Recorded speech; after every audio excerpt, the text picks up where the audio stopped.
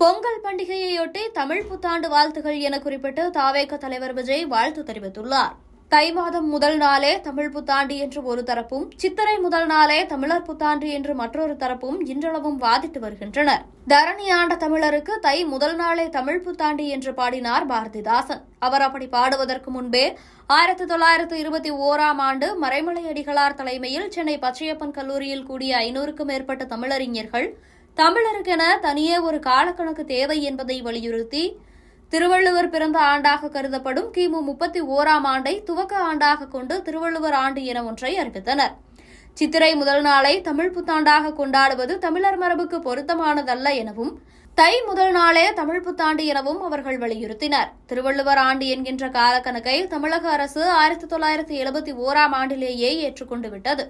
அது குறித்தான அரசாணையும் வெளியிடப்பட்டது. இந்நிலையில்தான் கடந்த 2008ஆம் ஆண்டு முன்னாள் முதல்வர் கருணாநிதி ஆட்சி காலத்தில் ஜனவரி 29ஆம் தேதி தை முதல் நாளே தமிழ் புத்தாண்டு நாள் என அறிவிக்கப்பட்டது.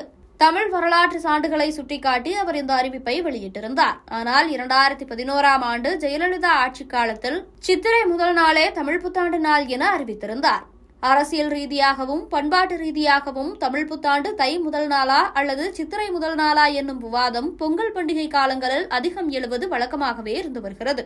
இந்நிலையில்தான் இவ்விவாதத்தை இவ்வாண்டும் துவங்கி வைக்கும் விதமாக தாவேக தலைவர் விஜய் தனது பொங்கல் வாழ்த்தை அறிவித்திருக்கிறார். தனது எக்ஸ் தள பக்கத்தில் மக்களுக்கு பொங்கல் வாழ்த்துக்களை பகிர்ந்துள்ள தாவேக தலைவர் விஜய், பொங்கல் திருநாள் உலகமே போற்றி வணங்கும் உழவர் திருக்கூட்டத்தின் ஒப்பற்ற கொண்டாட்ட திருநாள், கால்நடைகள் நன்மதிப்பு பெறும் நன்றி திருநாள், காளைகள் திமிழ் நிமிர்த்தி களம் காணும் வீர திருநாள். 2026இல் உண்மையான சமூக நீதி, உண்மையான சமநீதி, உண்மையான சமத்துவம், உண்மையான அமைதி, உண்மையான பெண்கள் பாதுகாப்பு ஆகியவற்றுடன் பொதுமக்கள் பாதுகாப்பு நிரந்தரமாக மகிழ்ச்சி நிலை பெற, நம் அனைவருக்குமான நல்லாட்சி லட்சியம் நிறைவேற அதற்கான முன்னோட்டமாய் 2025ஆம் ஆண்டின் தை திருநாளில் பொங்கட்டும் வெற்றி பொங்கல், பொங்கலோ பொங்கல். இந்த தமிழர் திருநாளில் தமிழகம் தலைநிமிர உறுதியேற்போம். அனைவருக்கும் பொங்கல் மற்றும் தமிழ் புத்தாண்டு நல்வாழ்த்துகள் என்று வாழ்த்தை பகிர்ந்துள்ளார். இது தற்போது மீண்டும் பேசுபொருளாக மாறியுள்ளது.